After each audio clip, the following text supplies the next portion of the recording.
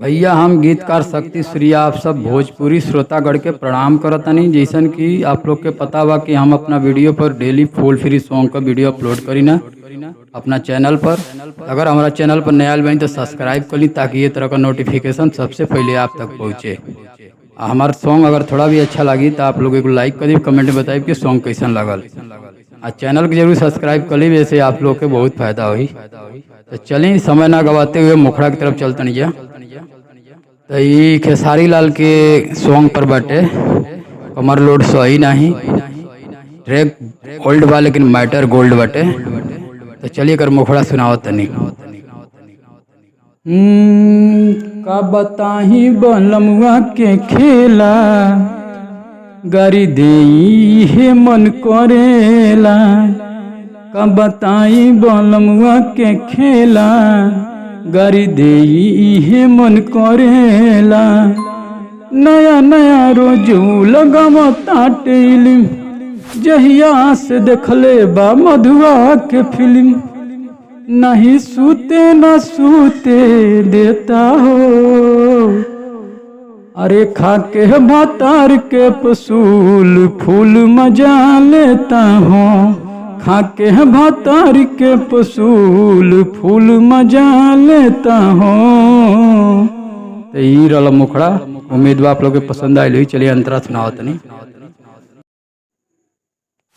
एक पहला अंतरा कुछ प्रकार का बाटे।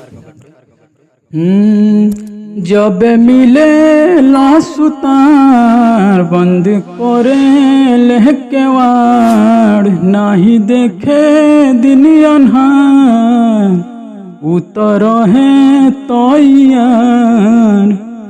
जब मिले ला सुतार बंद करे लेके वाड़, नाही देखे दिन अन्हार उतर है तो यार। नवराता जवनिया के डेटा हो, अरे खा के भातार के पसूल फूल मजा लेता हो। खा के भातार के पसूल फूल मजा लेता हो। पहला अंतरा। चलिए दूसरा अंतरा सुनाओ तनी।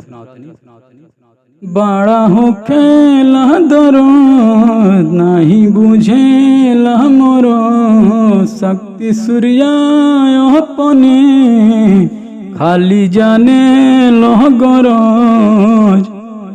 बड़ा हो खेला दरो नहीं बुझेला मोरो, शक्ति सूर्या अपने खाली जाने लो गरज। नहीं भरो तो सिंगर के पेट हो, अरे खा के भातार के पसूल फूल मजा लेता हूँ। खा के भातार के पसूल फूल मजा लेता हूँ। तो चलिए हमारी चैनल के सब्सक्राइब जरूर कर ले।